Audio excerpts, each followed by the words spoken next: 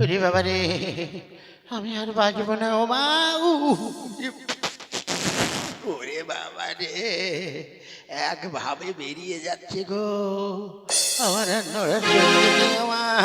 ও বাবা রে, রে বাবা, আমি হয়তো আর বাঁচবো না। একে আমার গা মাথা এমন করে ঘুরছে। ওরে বাবা, ও গো তুমি কোথায় গেলে গো, কোথায় গেলে? কি হো, কি হয়েছে? এমন করে চিৎকার চেঁচামেচি করছো কেন? কি হয়েছে বলো? ও বাবা রে, আর বাঁচবো না রে গিন্নি, আর বাঁচবো না। কালকে রাত্রির থেকে এই অবধি 30 বার পায়খানা হয়েছে। হ্যাঁ? আরে পায়খানার সঙ্গে আর মল নেই, শুধু রক্ত আর এই জেলির মতো কি যেন বেরোচ্ছে। ও, তার মানে তোমার আমাশা হয়েছে, তাই নয়? কি জানি আমাশা না ম্যাঙ্গো কাম বুঝতে পারছি না। ওরে ওরে বাবার পেটের শোনো, এমন করে কষ্ট পেলে তো হবে না। শোনো, আমাদের ওই যে গ্রামের যে কবিরাজা মশাই আছে, উনি খুব ধনন্তরী কবিরাজ। কোন কবিরাজ? কেন, শ্রীবাস কবিরাজ। ওই শ্রীবাস কবিরাজের কাছে যাও, ও তোমাকে এমন ওষুধ দেবে, তুমি নিশ্চয়ই ভালো হয়ে যাবে। কেমন? আচ্ছা, তাহলে যা, শ্রীবাস কবিরাজকে পেলে হয়। তুমি যাও, আমি তোমার জন্য কাঁচকলা পেঁপে সিদ্ধ দিয়ে দুটো ভাত রান্না করছি, এসে খাবে। আচ্ছা, যাও তুমি। যাই দেখি।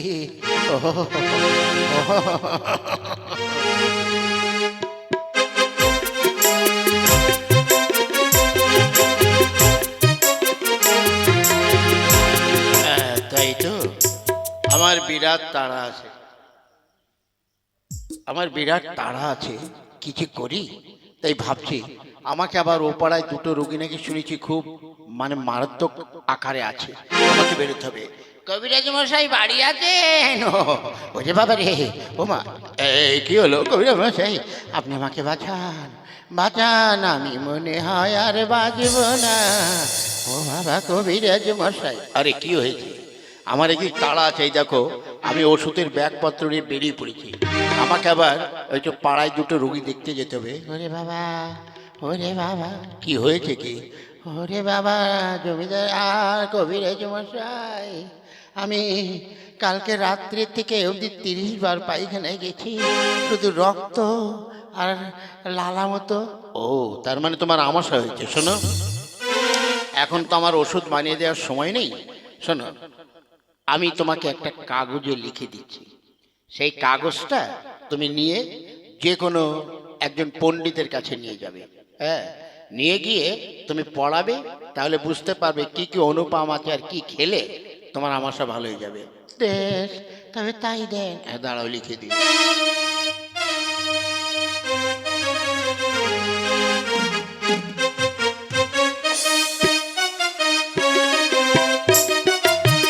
হ্যাঁ, এই নাও, এই কাগজটা নিয়ে যে কোনো একটা পণ্ডিতের কাছে পড়িয়ে অনুপ্রাণগুলো জোগাড় করো।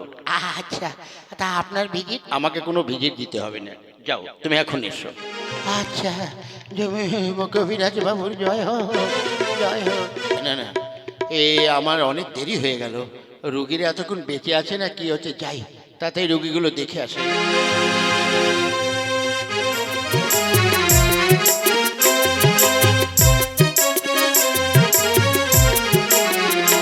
তাই তো, আমার স্বামীটা সেই কবিরাজের বাড়িতে গেছে, এখনো তো এলো না। এত দেরি কেন করছে? লোকটার শরীর ভীষণ খারাপ। গিন্নি রে, এই গিন্নি। এ কি, একটু ভালো হয়েছে? আরে না রে, ভালো হবে কি করে, কবিরাজ তো ওষুধই দিনি। সে কি, কবিরাজের বাড়ি গেলে ওষুধ দিল না? হ্যাঁ, তবে কি দিয়েছে?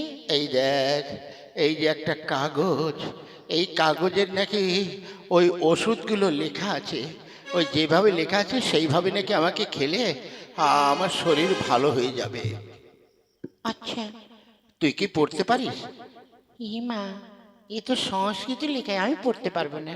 তাহলে কি করা যায়? ওরে বাবা রে, পেটের মধ্যে মোচড় মারছে গো, ও আর সহ্য হচ্ছে না। তুমি একটি কাজ করো, ওই যে আমাদের গ্রামের যে পণ্ডিত মশাই আছে, ওনার কাছে যাও, উনি হয়তো এগুলো পড়ে ঠিক বলে দিতে পারে। আচ্ছা, ঠিক আছে, তাহলে আমি যাই ওই পণ্ডিতের কাছে। হায় রে, স্বামীটা গেল কবিরাজের কাছে, ওষুধ না দিয়ে একটা কাগজ ধরে দিল। এই কাগজে আবার কি লেখা আছে ভগবানই জানে।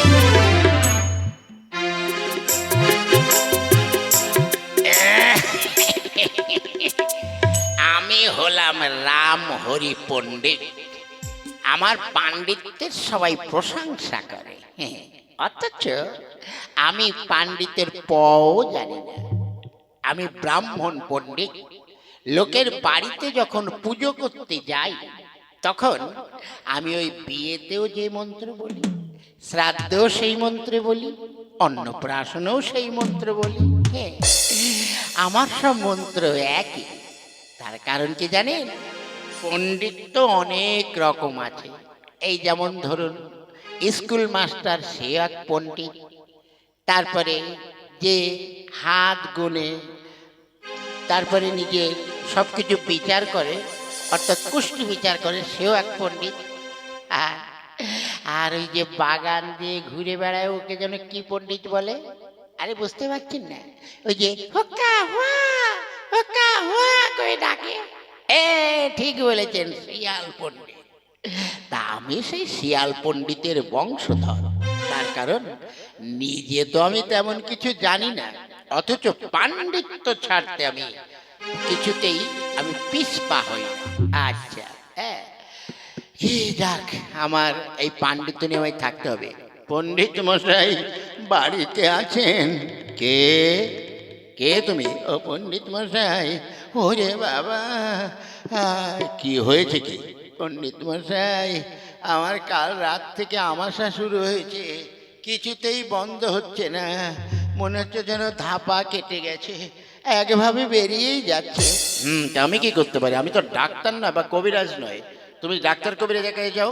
আগে গিয়েছিলাম, দেখি এই যে কবিরাজ মশাই এই কাগজটাই লিখে দিয়েছে। এই কাগজে কি লেখা আছে একটু পড়ে আপনি আমাকে ওষুধগুলো বলে দিন। কই দেখি। ওরে বাবা, এ আবার কি লেখা? এ পড়া তো দূরের কথা, এ তো আমি কিছুই বলতে পারবো না। হ্যাঁ, কি হবে? কিন্তু এর কাছে যদি আমি হেরে যাই, তাহলে গ্রামে তো আমার অপপ্রচার হবে। তখন তো আমি সবার সামনে মুখ দেখাতে পারবো না। কি হলো, কি হলো পণ্ডিত মশাই, আপনি একটু বলে দিন। হ্যাঁ হ্যাঁ, নিশ্চয়ই নিশ্চয়ই। আরে তুমি আমার কাছে যখন এসেছো, নিশ্চয়ের একটা সুব্যবস্থা হবে। ঠিক আছে, আচ্ছা, হ্যাঁ। তা শোনো, এখানে কি লেখা আছে শোনো। দেখো, আমি পড়ে দিচ্ছি আর মানেও করে দেবো। আগে পড়ুন। হ্যাঁ, পড়ছি। সন্ঠিং মুথে। হ্যাঁ, সে আবার কি? হ্যাঁ, আরে শোনো, সন্ঠিং মুথে কাচং কাচং কাচং কাছিং পাত্রে। এ কি বলছেন পণ্ডিত মশাই? আরে দাঁড়াও, সন্ঠিং মানে কি বলো? আগে আমি তো জানি না। শোনো, সন্ঠিং মানে হচ্ছে ওই যে তালের আটি খেয়ে ফেলে দেওয়া হয় না, এবং ওই তালের আটি শুকিয়ে একদম শক্ত কাঠের মতন হয়ে যায়, ওইটিকে বলে সন্ঠিং। আর মুথে, মুথে মানে মুতে আর কি। ওরা লিখতে ভুল করেছে, ওরা থ হবে না, ত হবে, মুতে হবে। আর ওই যে কাছিম পাত্রে, তার মানে মানে ওই যে কচ্ছপ খাও না, ওই যে কচ্ছপ যখন কাটা হয়, কচ্ছপের একটা উপরে একটা ঢাকনা মতো থাকে, ওইটা তো খুলে ফেলে দেয়। হ্যাঁ, ওইটা হচ্ছে কাছিম পাত্রে। তার মানে ওই যে যে তালের আঠি, ওইটা কচ্ছপের ভিতরে মানে পাত্রে রেখে ওর মধ্যে মুতে মানে প্রস্রাব করবে, করে তারপরে দেখো সপ্তাহকাল অতিবাহিতং, মানে এক সপ্তাহ ভিজে থাকবে। থাকার পর তারপরে তুমি, হ্যাঁ, ওটাকে ভালো করে এক সপ্তাহ ভিজে গেলে প্রভাতে নিত্য সেবং, তার মানে প্রতিদিন সকালবেলায় উঠে 1 কাপ করে ওই জল খাবে। তাহলে তোমার অসুখ ভালো হয়ে যাবে। ধর মশাই, ওই মানুষে খেতে পারে? একে তো কচ্ছপের চাড়া, তার উপরে তালের আটি, তার উপরে আবার প্রস্রাব করে ওই কি 7 দিন পরে, ওরে বাবারে, ওই কি খাওয়া যাবে?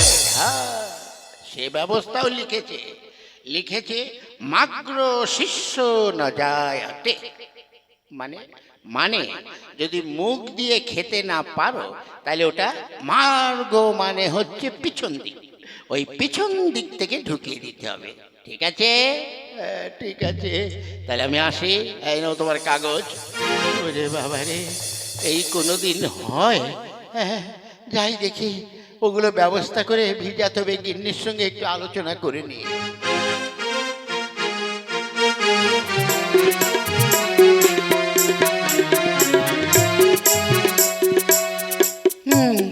সে তো নয় হলো, সে আমাদের স্বামী দেবতা এখন আসছে না কেন? গিন্নি, গিন্নি, এই মানে আমাদের যে পণ্ডিত মশাই, সে ব্যাখ্যা করে দিয়েছে একটা তালের আঠি কচ্ছপের চারার উপরে ভিজিয়ে রাখতে হবে প্রস্রাব করে, 7 দিন পর ওটাকে খেতে হবে।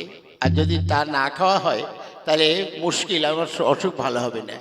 ঠিক আছে, শোনো, ওই যে পাশের বাড়ি, আমাদের যে পাশের বাড়ি স্বপনদের, ওরা গতকাল কচ্ছপ খেয়েছে। মানে কচ্ছপের চারাটা মনে হয় পিছন দিকে ফেলেছে। যাও নিয়ে এসে সব করে আমি তালের আটিমাটি গোছাচ্ছি। চলো, সব ভিজিয়ে রাখবো, চলো।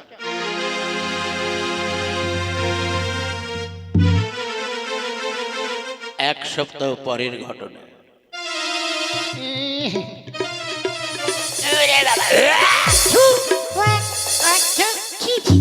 ওগো, আরে বাপরে, ওরে বাবা, ও গিন্নি, এ কিসের গন্ধ? আর ধ্যান মশাই, তুমি ওই যে সব কিছু ভিজিয়ে রেখেছো। একে কচ্ছপের চাড়ায় আছে কাঁচা মাংস, তারপরে প্রস্রাব করে ওই ওরে বাবা রে, আমার ছোটবেলাকার ভাত উঠে আসো বাবা। এবার তুমি খাবে কি করে? বাবা রে, ও খাওয়া যাবে না। ওরে গিন্নি, হ্যাঁ, কই নিয়ে আয় তো। আমি এক্ষুনি নিয়ে আসছি। বাবা রে, দেখি তো ও খাওয়া যাবে কি না।